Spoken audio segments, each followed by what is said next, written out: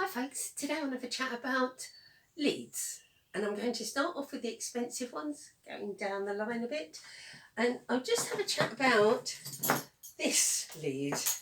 Now this was my dog Teddy's lead, and this is at least 30 years old.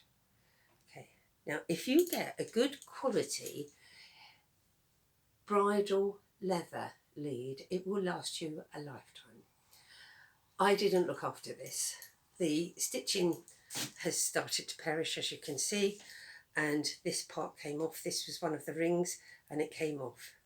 But if I'd have carried on and looked after it properly, but I was busy, you know, I had the horse, I had the chickens, I had the dogs, I had full-time work.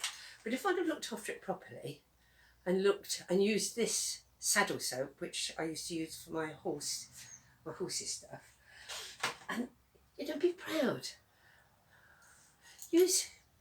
Make the grass look nice and shiny, you know, be proud of your lead and walking your dog. Walk with a proud gait, if you like. Now I'm going to show you why I like these leads. And I was taught how to use these by a police dog instructor decades ago. And I'll show you with this one, which is in better condition. That one that I just showed you was an inch thick, and that's the size you really need for big dogs, like Mastiffs, German Shepherds, Rottweilers. This is half an inch, and as you can see, if I comparison the clips, you can see the difference in the size of the clips. So you really do need a strong clip for a big dog. Now this one I like because it is really long. But as you can see also with this, the stitching is starting to perish because this one is at least 20 years old as well. And what you do is I'm going to show you how to use a lead. How I was taught how to use a lead is that you hold the end like this. Hold it. This is your anchor hand. This is my right hand. I always have my dog on the left hand side.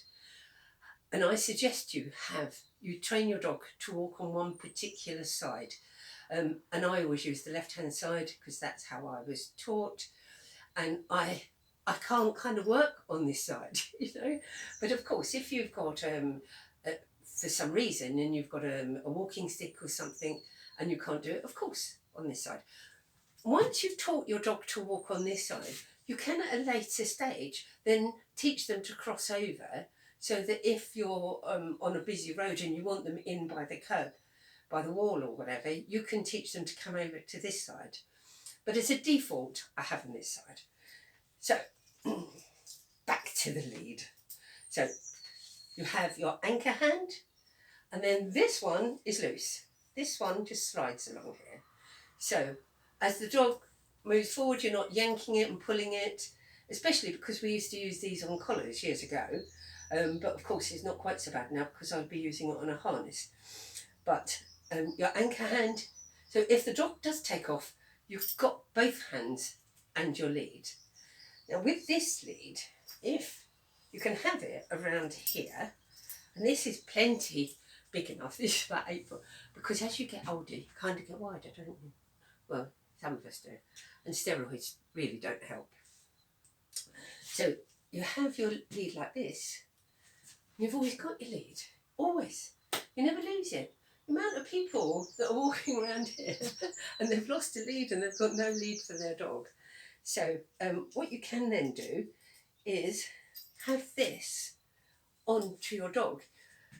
But I will give you a warning.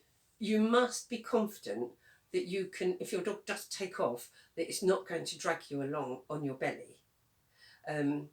Or out into a road. You know, you've got to be confident that you'll be able to deal with a dog hands free using this down here.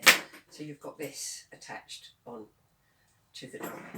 Okay, but if you're not, then you can have this at all different lengths here, and you can have a nice loose hand here. So you're not, and also if you're anxious, it will go down the lead to the dog. So if you've got your lead up tight like this, the dog will feel it. So by having it this way, your dog doesn't feel the tension.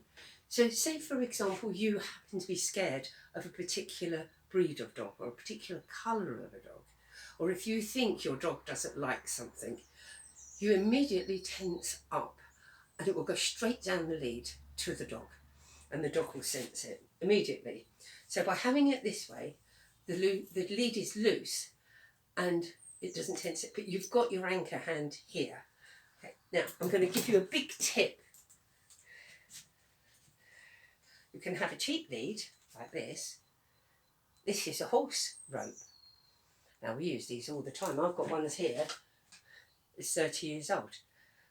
They're very old. But I'm going to use these when I'm teaching my puppy, because I'm going to teach them to rag them and let go so that it can open doors and things like that in cupboards.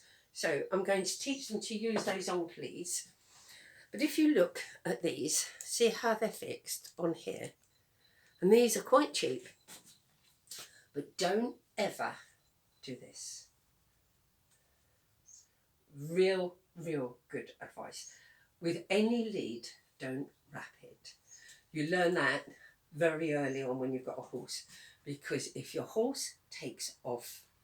Now, I'm going to show you my horse's head collar. Right. This is what you learn. This is how big she was. This is how big she was. Look. Can you see? How big her head was. She was pure Hanoverian, right? Now, if she took off, and I had this wrapped around I would dislocate my shoulder. So and it's the same with the dog. If a dog lunges, and you can never tell what a dog is going to do, but if a dog lunges unexpectedly, you don't want your hand wrapped, the sleeve wrapped around your hand like that, okay? So my advice is to hold it with your anchor hand like I showed you. Okay, now I'm just going to give you a top tip. Yeah, I'm telling you, that's what you come to these videos for, isn't it? Top tips. I learnt this from the police dog handler, and I can't not do it all these decades later. Okay. So if you've got your dog and you give them the signal to wait, I use hand signals. I'm trying to see if you can see me. So you give the dog signal to wait. Okay? And if you take off with your right leg, you want the dog to stay with you, to stay where it is. And then, so you've got your dog in the sit, you give them the signal to wait, and you take off with your right leg. If you always do that, every time you give them the signal to wait, say wait, and take off with your right leg. The dog will be watching your body language.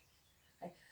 If you're going forward and you're giving your dog the sit command, and you tap your leg and walk forward with your left leg, and so the dog comes with you, the dog will learn, my dogs did anyway, the dog will learn that when you walk forward with your left leg, it comes with you, and if you walk forward with your right leg, it stays where it is. And in the end, you don't have to say anything. Your body language will speak to the dog. So I could say to Teddy, give him the hand signal to sit, which is this. I use this to sit, and he's watching me. He's watching me, okay? He's not clung to me, but he'll be watching me. Out the corner of his eye, he'll watch me. Give him the hand signal to sit, and then wait. And if I stepped forward, he would wait there. And if I just stepped forward and did that, he would walk with me. And in the end, you didn't need to give them any signals. The foot forward on the right, he wouldn't move. And then the one, if you walk with your left foot forward, he would come with me automatically. So that's a top tip. Try it out. See how you get on. Okay. Now, I'm going to show you my leads. Now, this is an ordinary lead I just bought just to have a look. I actually bought it as an extension lead for my long line. Okay, and I'm going to talk to you about long lines and extendables. My pet hate is extendable leads, and I'll talk to you about that in another video and why I really don't like them. So I use a long line instead. Okay, so I'll talk to you about those and I use this. But this is an ordinary dog's lead. And it's strong, look. And it's good enough. And it's soft. And it's about 5 foot long. Really boring, isn't it? What does it do?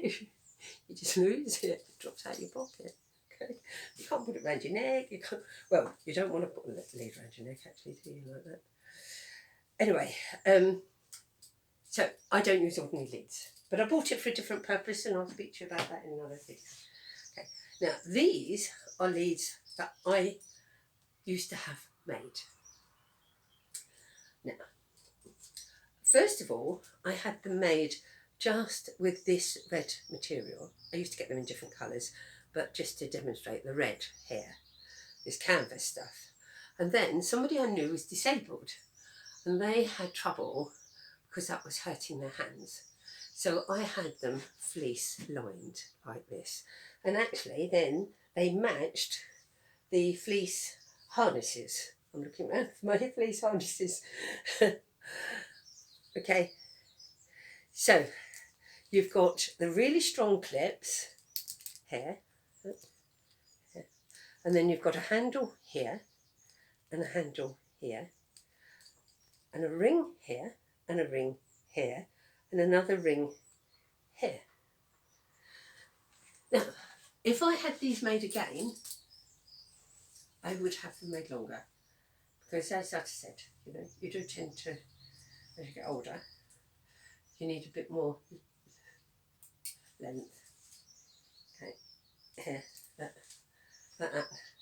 And this would not attach on to a dog, it's too short.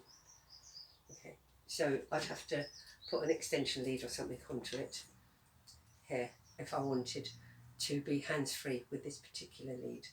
So I may try and get them made again, but if you do have something like this, I suggest that you have them longer than 6 foot. This is exactly 6 foot, and it's a very lovely lead, and I've got a few of them here. It's a lovely lead, but it's just not long enough now for me. Okay, so next video will be about long lines and how I use them, and so that the dog chooses to stay beside you. All right, well, click on the link below if you want to have a quick look at my little free book, my flip book, and I hope to see you in the next video. Please subscribe, it will help my new channel to grow. Thanks, bye.